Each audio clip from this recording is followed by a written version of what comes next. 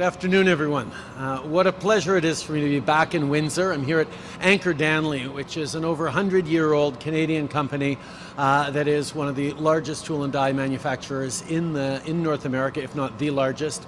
It's a perfect example of the kind of work that we've been doing in Canada and the United States for generations now, as half of the customers here from this plant are in the United States, half are in Canada. Many of them are parts of the automotive industry or other industries that then do work with customers and suppliers on both sides of the border. For generations, for decades, Canadians and Americans have been building things together, growing communities, growing prosperity, competing successfully with the world in ways that have made North America the most successful economic region in the world. The reality is the proposed tariffs by the incoming American administration will raise costs on American consumers, will put American jobs at risk. That's not something anyone wants because our economies are so intertwined. We want to see American jobs created and prospering alongside the Canadian jobs and prosperity that we successfully create here. So we're going to continue to explain to Americans that bringing in tariffs on goods from Canada is basically raising prices on American consumers, is raising taxes on the backs of Americans. Nobody wants that. But if indeed the incoming administration moves forward with these unfair and unjust tariffs, Canada will respond. We will respond in measured ways, but in robust ways, demonstrating once again that Canadians know how to stand up for ourselves. We've seen over the past weeks Canadians pull together all across the country with a pride in our identity, with a pride in our economy, with a pride in country that usually only happens around Olympic hockey games. It has been wonderful to see how strongly Canadians are speaking up about being proud to be Canadian. And it's also been wonderful to see so many people pull together across the political spectrum. The premiers yesterday, business and leaders across the country with the Council on Canada-US Relations, and ordinary Canadians, including workers at this plant, standing up to make sure that we move forward in the right directions. On est dans un moment critique pour notre pays où de défendre les emplois ici au Canada exige que nous défendons les travailleurs aux États-Unis aussi contre ces tarifs injustes que le président arrivant veut imposer. Nous savons que ces tarifs que propose M. Trump vont faire du mal aux Américains, aux consommateurs, à l'économie américaine. Et nous allons aussi protéger les emplois ici au Canada. On va répondre de façon robuste mais responsable aux tarifs s'ils arrivent. Et on va continuer d'être très fiers d'être Canadiens et de se rassembler d'un bout à l'autre de ce pays. The world is in a complicated place right now. We're seeing massively shifting geopolitics. The reason, all the more reason for us to pull together as a North America, creating jobs, creating prosperity, and competing successfully with the world. That will continue to be my focus. That is what we're standing up and fighting for all together as part of Team Canada, and that's how we're going to continue to create prosperity on both sides of the border. Je vous remercie beaucoup d'être ici aujourd'hui. On va continuer de travailler ensemble pour créer de la prospérité des deux côtés de la frontière, et j'ai bien hâte à prendre vos questions. All right, we'll begin the round of questions. Please state your name and outlook before we start. Thank you, Prime Minister. Sharif Hassan from the Canadian Press. It's being reported that both Chrystia Freeland and Mark Carney have said that they would remove consumer carbon price if they become the Liberal Party leader. I wonder what are your thoughts on it and what do you have to say to them? We only have to look at the wildfires in California, at the increasing cost of climate change, about the fact that so much of the world is understanding the advantages and the economic growth that comes from decarbonization to realize we need to continue to fight climate change as a way of creating jobs and prosperity for people right across the country and indeed around the world. That's why we move forward with a price on pollution that both reduces our emissions and puts more money in the pockets of 8 out of 10 Canadians right across the country. Obviously, people running in elections and running for the leadership will be able to put forward their own ideas about how to fight climate change. But I'm very, very proud of our record of standing up and fighting climate change and making life more affordable for Canadians. Monsieur, en français. Okay. Nous savons tous que de lutter contre les changements climatiques, c'est pas juste une façon de protéger l'avenir pour nos petits-enfants, c'est une façon de créer des bons emplois maintenant et pour les années à venir. C'est pour ça qu'en tant que gouvernement, on a mis de l'avant un prix sur la pollution qui non seulement est en train de réduire nos émissions de gaz à effet de serre et protéger la planète, mais aussi en train de remettre plus d'argent dans les poches de 8 sur 10 Canadiens à travers le pays. Évidemment, différents politiciens peuvent proposer différentes façons de lutter contre les changements climatiques et les libéraux et les Canadiens vont faire des choix. Mais je suis très fier de ce qu'on a pu faire pour lutter contre les changements climatiques et faire croître l'économie en même temps. Bienvenue Senga, Radio-Canada. On a vu hier la première ministre de l'Alberta, Danielle Smith, qui a refusé de signer la déclaration conjointe après la réunion des premiers ministres. Est-ce que ça n'affaiblit pas l'unité canadienne d'avoir une province qui fait essentiellement cavalier seul?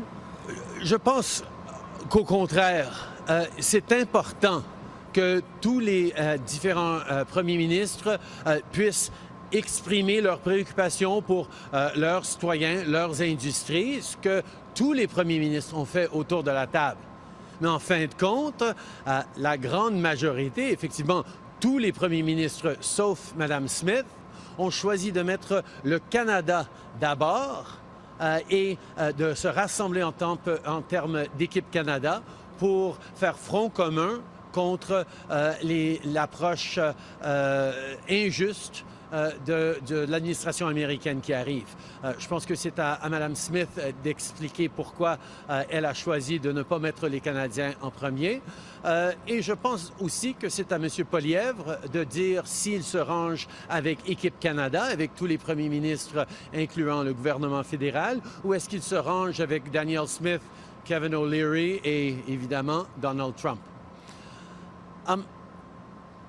I think it was really important yesterday as we met with first ministers from across the country that premiers have an opportunity to express the interests of their citizens, of their industry, of their area. Certainly, I don't blame Danielle Smith for speaking up for her industry.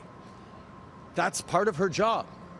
But every single premier other than Danielle Smith then chose to put Canada first and say, but we're all part of Team Canada because what happens to any part of us happens to all of us, and we will be there to respond strongly, to fight for Canada, and to do it in a united way that makes sure that it's fair across all industries, across all regions. That was what we came together yesterday to do.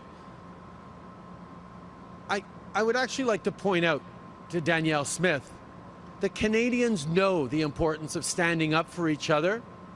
That's why Canadian taxpayers bought the Trans Mountain Pipeline expansion, TMX, to be able to get Albertan oil to new markets.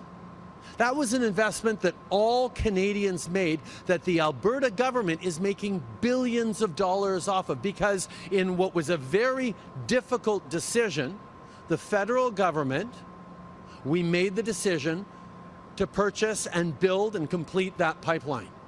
That's an example of all Canadians standing up for Alberta and getting it done. So yes, premiers should be advocating for their own industries, their own country, their own communities, but they should also put their country first, as every single premier except Danielle Smith did.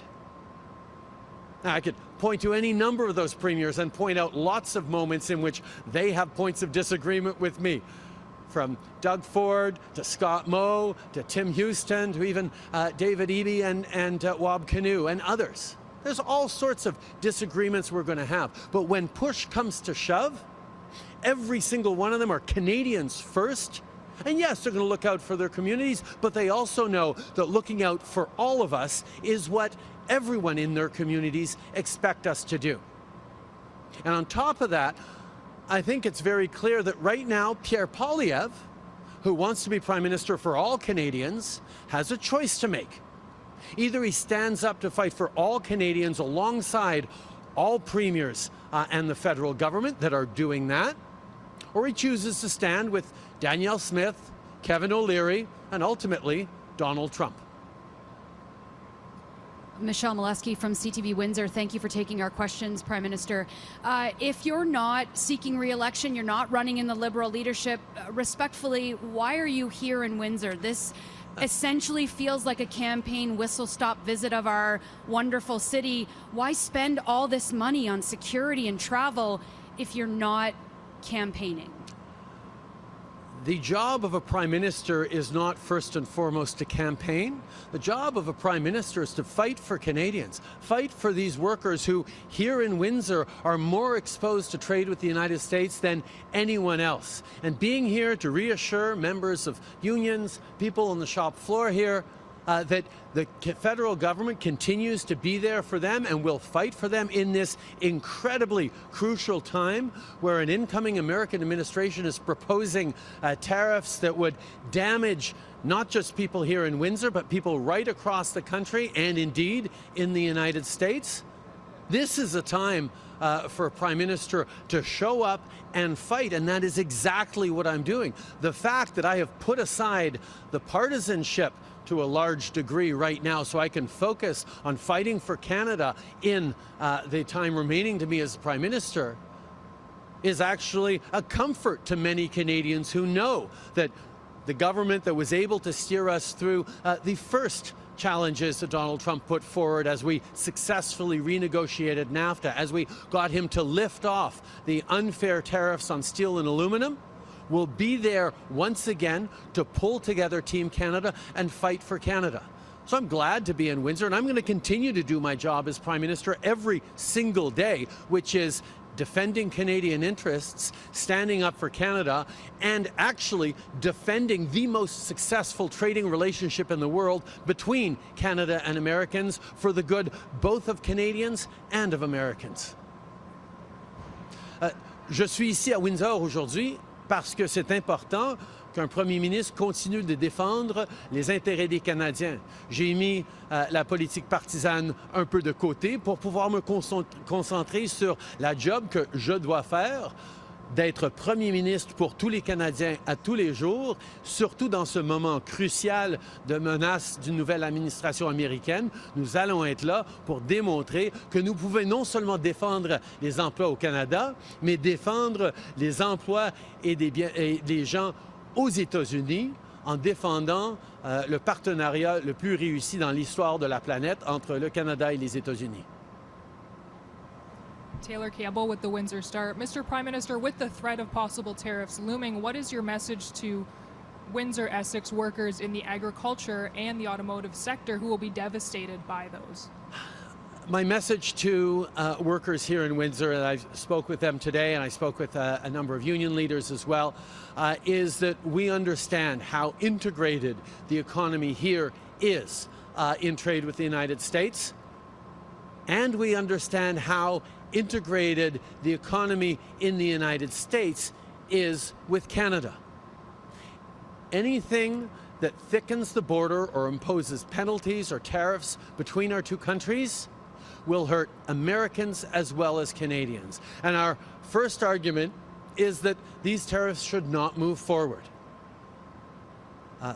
The incoming administration expressed concerns around the border that they link to tariffs, so we got to work in, first of all, demonstrating that the Canadian-U.S. border is a source of strength for our country. that it is something that is not the source of challenges for the United States. Indeed, half of 1% of the fentanyl going into the United States come from Canada. Half of 1% of migrants into Canada, into the United States, come from Canada. Borders are not the issue, but still, we put in over $1 billion to upgrade and strengthen our border processes to prevent the flow of illegal goods and people in both directions, because that's something that the circumstances require. But we're not just fighting for good jobs here in Windsor, Essex. We're fighting for good jobs right across the country, because if these tariffs move forward, there is no corner of Canada or of the United States that won't be negatively impacted by Donald Trump's decision to raise prices on Americans.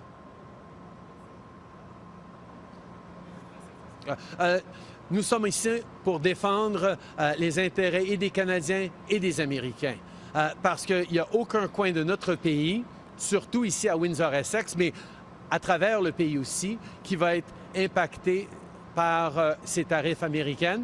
Mais les Américains, eux aussi, vont être impactés quand Donald Trump montre les prix sur plein de denrées dont ils ont besoin dans leur vie de tous les jours en augmentant les tarifs. Hi, Prime Minister. Jennifer LaGrassa with CBC Windsor. As you reflect on your legacy, how do you feel knowing that the consumer carbon tax is all but dead? I am not spending any time right now reflecting on my legacy. I'm very much focused on continuing to do the work as Prime Minister.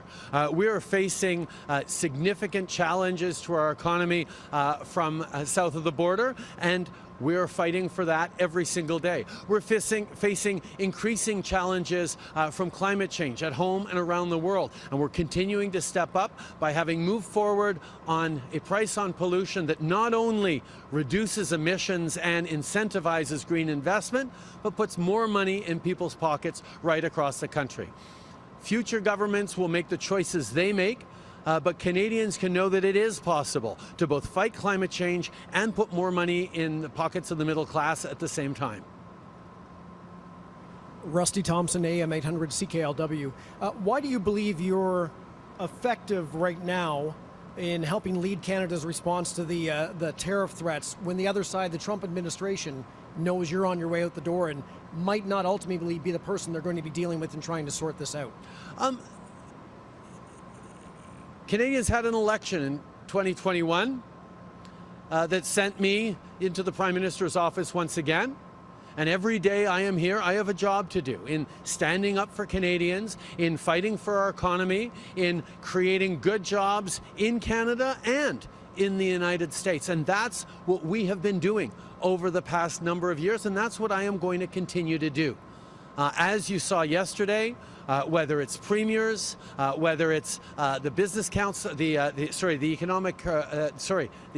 Canada-U.S. Relations Council we announced this morning, Canadians are pulling together as part of Team Canada, and my focus every single day will be to pull Canadians together as we stand for a better future and a brighter future for all of us.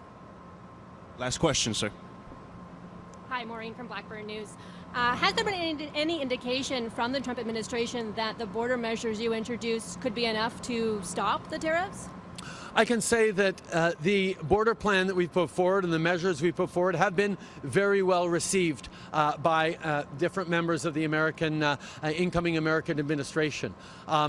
What the president is going to choose to do will be entirely up to the president, but we are confident that we have demonstrated that Canada is not the source of border challenges for the United States. Around 1% of illegal fentanyl coming into the United States comes through Canada. The rest, 99.5%, comes in through Mexico and other places. The similar thing for migrants. We have strengthened and will continue to strengthen our border together. We have a great partnership with the United States on protecting our border. That's not the issue.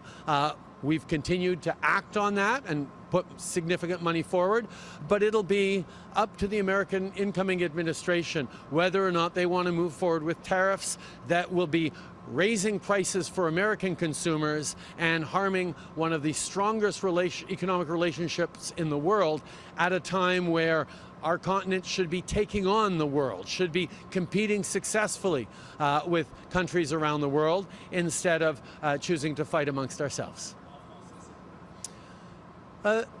Évidemment, on a pris des mesures sérieuses pour renforcer nos frontières, mais nous avons reconnu depuis les débuts que la frontière que les États-Unis ont avec le Canada n'est pas la source de leurs problèmes. Moins que la moitié d'1% du fentanyl qui rentre aux États-Unis passe par le Canada.